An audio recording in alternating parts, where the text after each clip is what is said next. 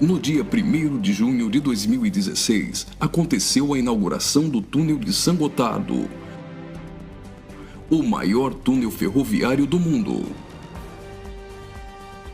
São 57 quilômetros cortando os Alpes suíços.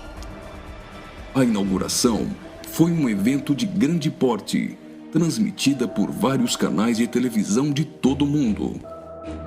A cerimônia teve uma apresentação artística, como a das aberturas de Copas do Mundo ou de Olimpíadas. A encenação, intitulada Sacre do Gotardo, foi carregada de elementos do ocultismo, além de trazer mensagens de uma nova ordem mundial. Muitas autoridades e a Nata Econômica Europeia participaram dessa solenidade. Dentre as personalidades presentes estavam o presidente da Suíça, Johann Schneider, a chanceler da Alemanha, Angela Merkel, o presidente da França, François Hollande, e o primeiro-ministro da Itália, Matteo Renzi.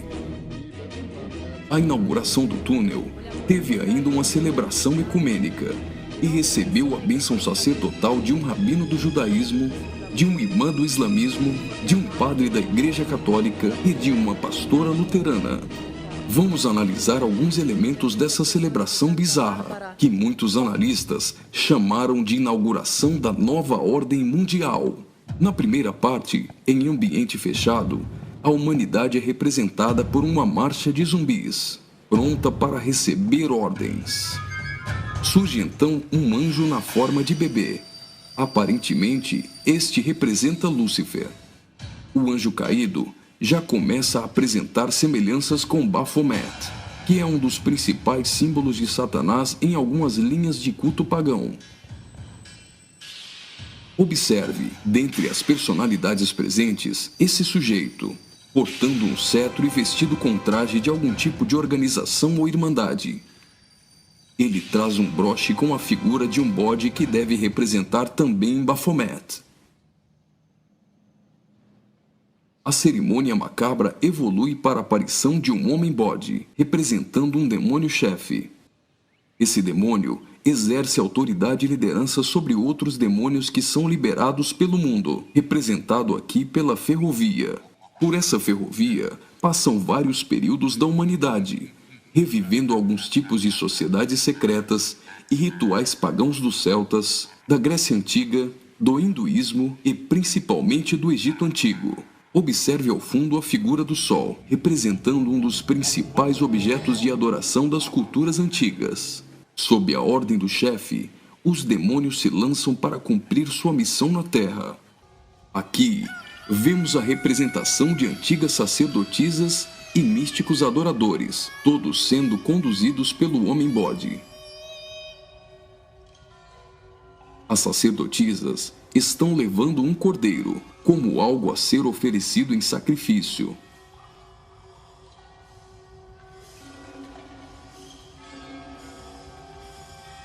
Observe a semelhança dessas sacerdotisas de branco com as adoradoras de Ísis. E nesta exaltação de muitas formas de adoração pagã, não poderia faltar a coroação da Rainha dos Céus.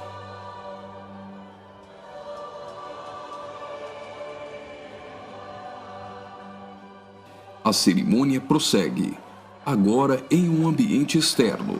A parte interna exaltou a adoração pagã histórica. Na parte externa, o evento se torna uma cerimônia satânica regida pelo homem-bode. Os zumbis representam a humanidade manipulada, caminhando rumo a um futuro incerto. Os atores correm atrás de uma conquista. O túnel inaugurado literalmente furou 57 quilômetros de rochas nos Alpes suíços. Aparentemente, aqui a humanidade está tentando vencer a rocha, que pode representar Jesus.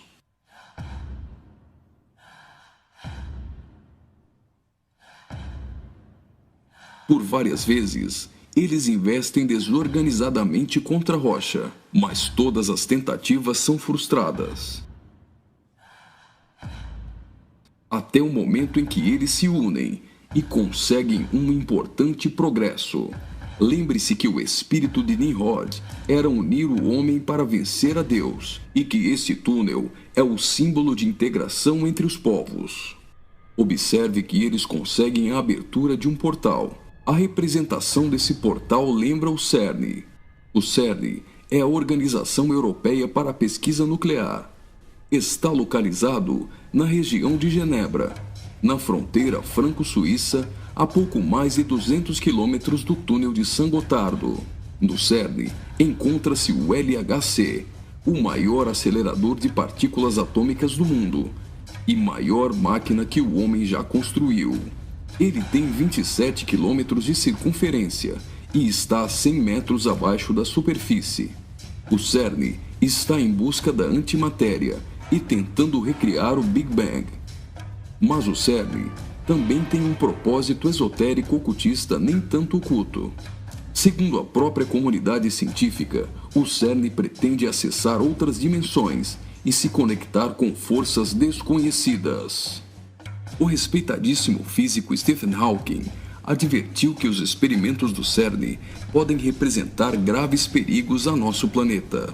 No prefácio de seu livro, Stardust, Hawking afirmou que o acelerador de partículas poderia causar uma decadência catastrófica do vácuo, o que levaria o tempo e o espaço a entrarem em um colapso. Isso poderia destruir não somente o planeta Terra, mas também o sistema solar e todo o universo. Você já deve ter ouvido falar da partícula de Deus, ou bóson de Higgs. Até o Papa implorou a comunidade científica a suspender as operações do LHC, advertindo que eles poderiam abrir os portões do inferno. Observe também que a logo do CERN é a junção de 3 números 6, 666. As cenas seguintes mostram uma sociedade em transformação. Do portal que foi aberto, procede a direção para a humanidade. Veja que uma nova sociedade vai surgindo. O espírito da rebeldia e da sensualidade marcam as pessoas. A decadência da humanidade é representada tanto na forma de uma queda literal, como através da sensualidade.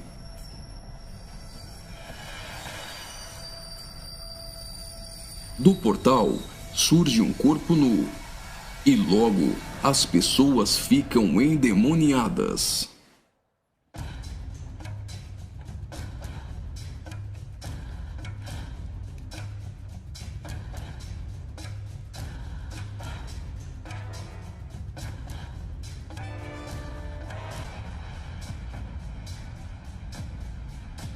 Veja a representação de que existe algo dentro deles. Trabalhadores do túnel aparentemente são representados aqui, mas observe que a verdadeira representação é o deus Shiva, da trindade hinduísta. Shiva é o deus da destruição. Ele destrói para dar lugar a algo novo. A dança de Shiva é considerada a manifestação física do ritmo cósmico. Observe que na entrada do principal laboratório do CERN existe uma imagem de Shiva. A dança destruidora de Shiva é associada à aceleração ou à dança das partículas. A cena seguinte lembra os operários mortos na construção do túnel, mas na verdade representa o sacrifício humano.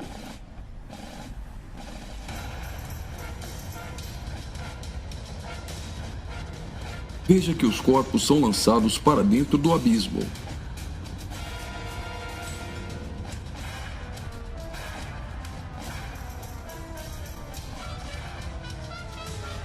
Preste atenção.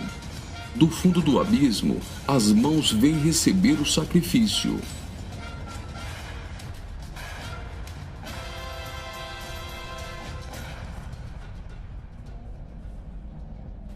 A morte dos trabalhadores dá lugar a 3 almas que sobem do abismo.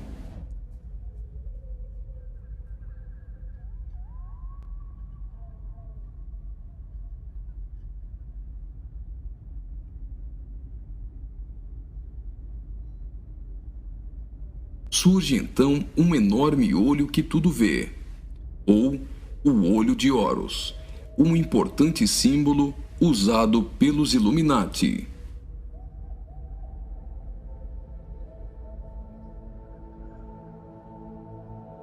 Agora, o Homem-Bode passa a ter um papel ainda mais importante na cerimônia, e as representações do livro de Apocalipse vão ficando mais evidentes.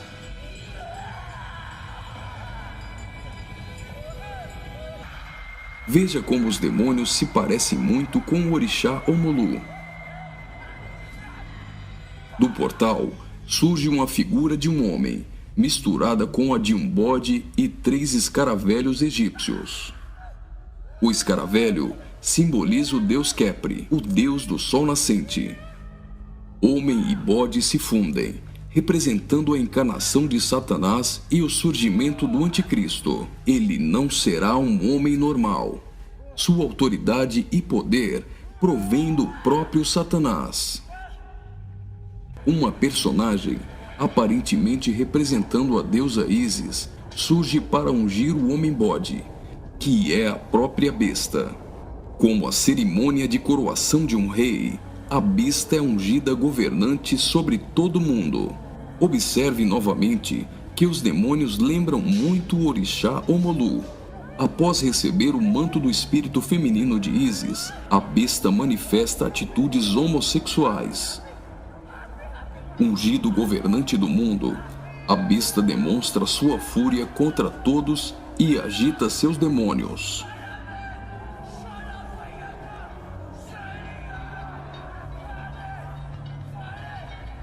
Logo, os demônios sob comando da besta ficam ouriçados.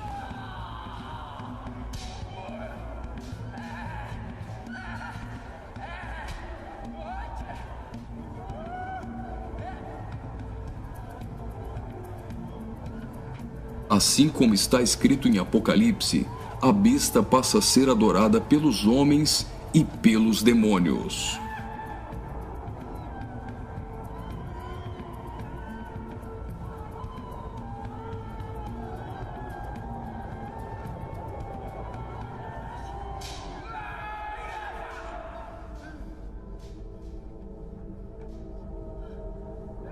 Observe agora o surgimento de 11 personagens, aparentemente representando a Igreja dos 11 Apóstolos. A besta terá autoridade para perseguir a Igreja e para matar os que não lhe adorarem.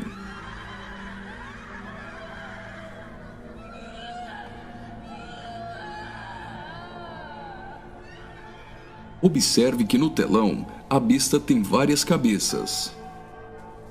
Logo, a besta parece ter sido ferida na cabeça. Leva as mãos à cabeça e vai caindo. Segue-se então uma cerimônia fúnebre, com um antigo canto germânico do ocultismo. Veja essas pessoas carregando árvores secas invertidas. Observe que as raízes estão para cima. Assim como a cruz invertida é um símbolo do satanismo, tudo que se apresenta invertido representa o contrário. A imagem do telão é a árvore da morte, que é o contrário da árvore da vida.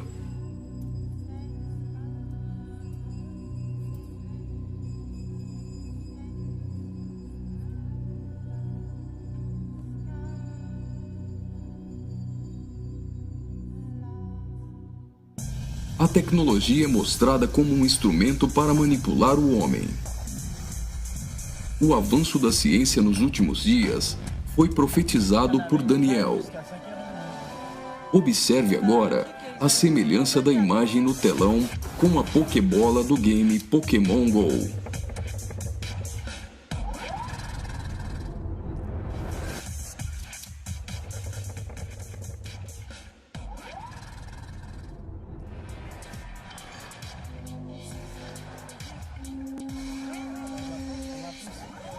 Enquanto na parte inferior da tela aparece uma segunda besta caminhando em direção à primeira, ao fundo surge a figura da grande meretriz.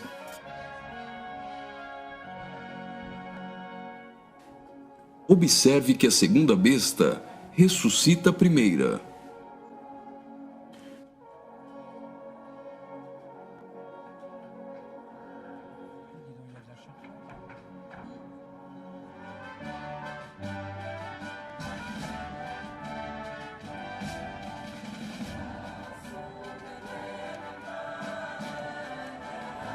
Note que os símbolos maçônicos estão presentes em várias partes da celebração. Aqui, temos o olho de Horus e o compasso com um esquadro. Os três personagens de cabeças grandes aparentemente representam as nações da Terra, os reis da Terra e os mercadores da Terra que foram embriagados e se prostituíram com uma grande meretriz. O relógio girando ao contrário provavelmente faz menção à profecia de Daniel, de que o anticristo mudaria os tempos, e fala da velocidade em que a nova ordem mundial será estabelecida. No auge da cerimônia, todos os personagens se lançam em adoração. Mas afinal, o que eles estão adorando?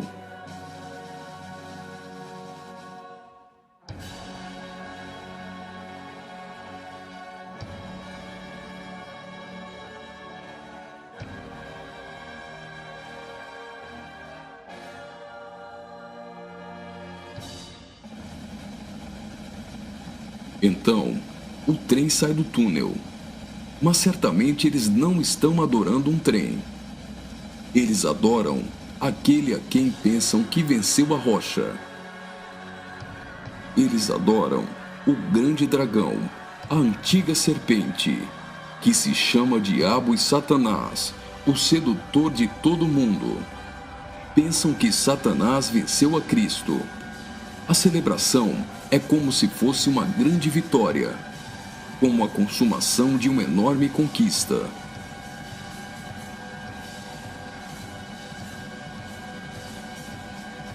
Observe mais uma vez no telão. Por algum acaso, trens voam? O que isso significa? O trem se parece com uma serpente e representa a Satanás, que sempre quis subir aos altos céus e ser exaltado. É justamente isso que eles estão profetizando nesse ato profético. Faria muito sentido se isso fosse um encontro de bruxos e satanistas, mas numa inauguração de uma grande obra pública, com a participação dos principais signatários da Europa, realmente não faz sentido algum. Só que eles se esqueceram de ler todo o livro de Apocalipse. E vi a besta e os reis da terra com seus exércitos, congregados para pelejarem contra aquele que estava montado num cavalo e contra seu exército. Mas a besta foi aprisionada, e com ela o falso profeta, que com sinais feitos diante dela, seduziu aqueles que receberam a marca da besta, e eram os adoradores de sua imagem. Os dois foram lançados vivos dentro do lago de fogo, que arde com enxofre. Apocalipse capítulo 19, versículos 19 e 20.